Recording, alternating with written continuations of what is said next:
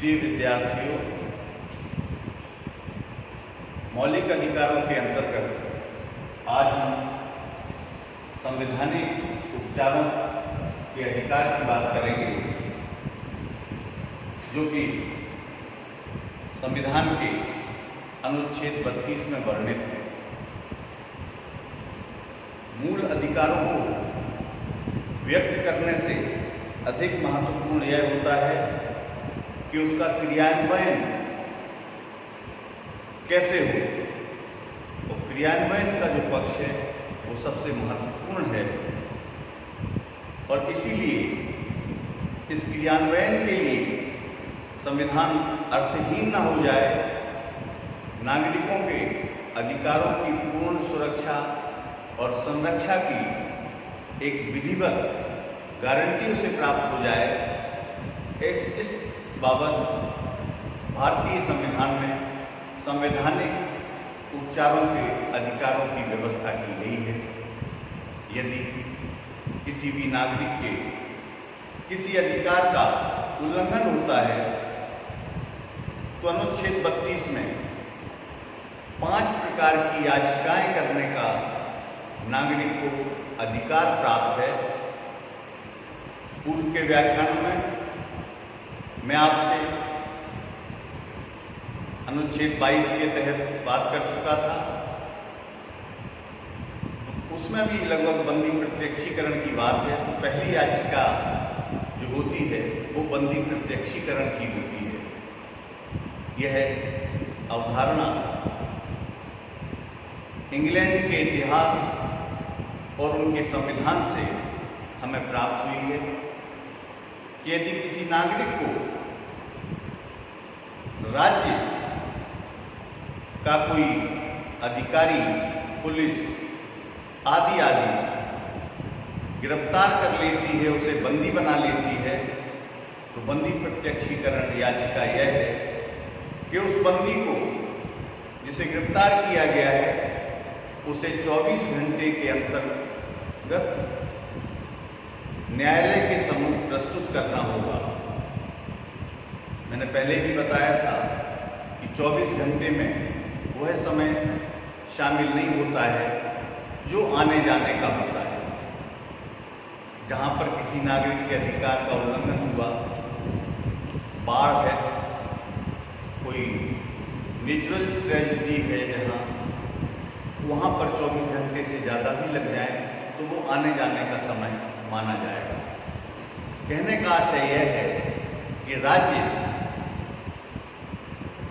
अनावश्यक तौर पर किसी भी व्यक्ति को, किसी भी नागरिक को गिरफ्तार तभी करेगा जब उसने विधि द्वारा स्थापित, यानी कि कानून द्वारा स्थापित किसी परंपरा का या किसी मूल्य का उल्लंघन किया है, कोई अपराध कारित किया है। ऐसी स्थिति में भी उस नागरिक को 24 घंटे के अंदर न्यायालय के सम्मुख प्रस्तुत करना होगा।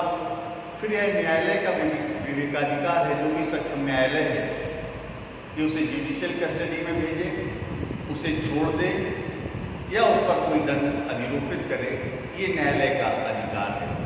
तो संवैधानिक उपचारों के अंतर्गत बहुत महत्वपूर्ण है बंदी प्रत्यक्षीकरण की याचिका। दूसरी याचिका होती है जिसको कहते हैं परमादेश, मैंडमस। परमादेश का आशय यह होता है कि न्यायालय किसी भी नागरिक को, किसी भी संस्था को कोई कार्य या तो करने के लिए आदेशित करता है या न करने के लिए आदेशित करता है।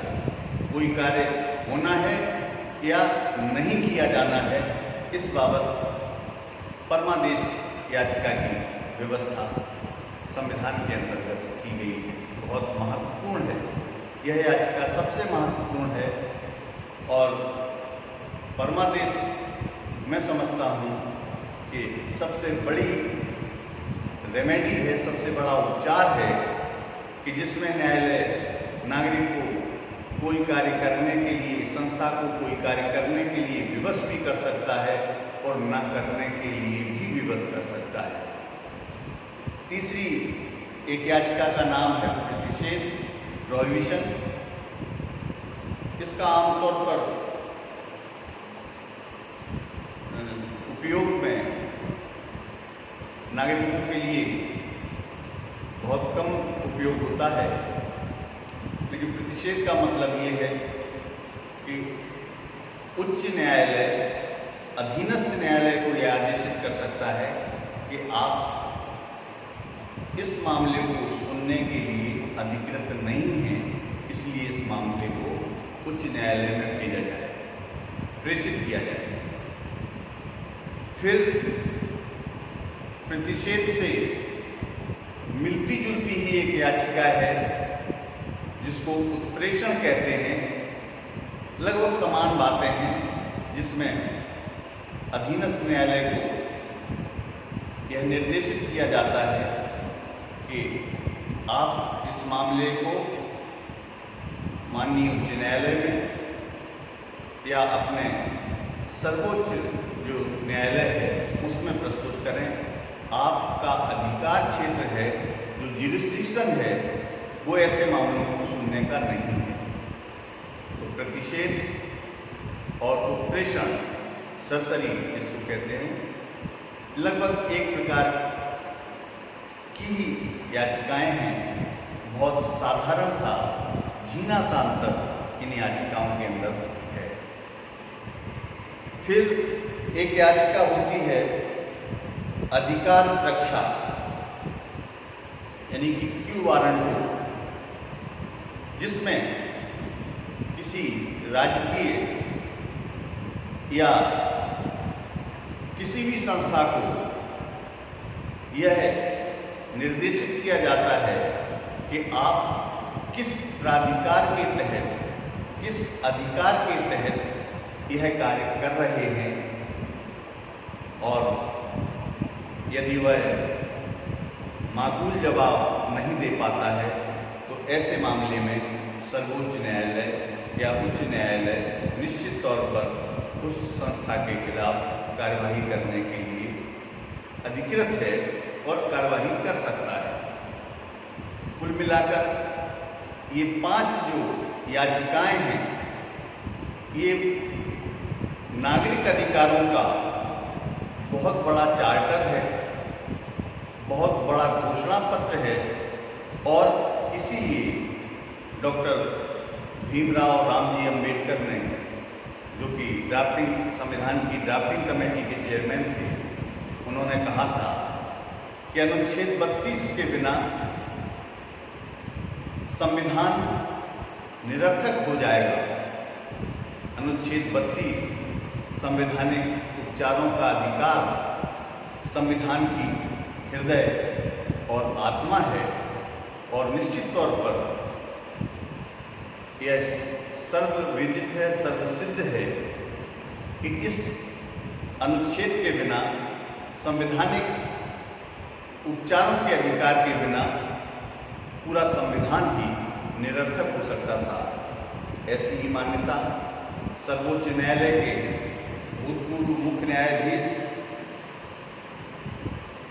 गजेंद्र गढ़कर जी ने भी इसे इंगित किया है कि अनुच्छेद 32 संविधान का सबसे प्रमुख लक्षण और संविधान द्वारा स्थापित लोकतंत्र के भवन की आधारशिला है, और इस आधारशिला पर ही संपूर्ण नागरिक समाज का, संपूर्ण राज्य का, भारत राज्य का, मानव का, नागरिकों का और उनके अधिकारों का अस्तित्व विराजमान है।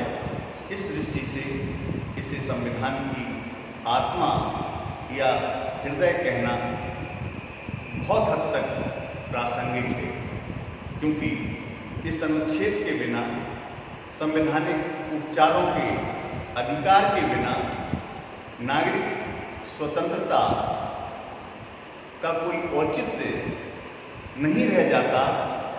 इसीलिए भारत के संविधान निर्माताओं ने दुनिया के अन्य संविधानों से भी प्रेरणा लेकर इस संवैधानिक उपचारों के अधिकार की अनुच्छेद 32 के तहत परिकल्पना की थी।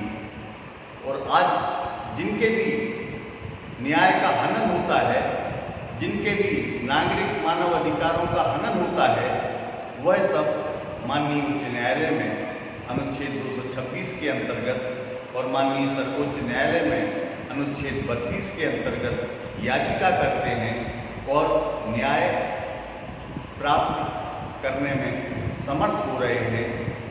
एक नागरिक, जो सभ्य नागरिक समाज की परिकल्पना है, एक सभ्य राज्य के लोकतांत्रिक अधिकारों की जो भी परिकल्पना है, वो इस अनुच्छेद के माध्यम से निश्चित तौर पर सार्थक साबित हो रही है और प्रासंगिक सिद्ध हो रही है।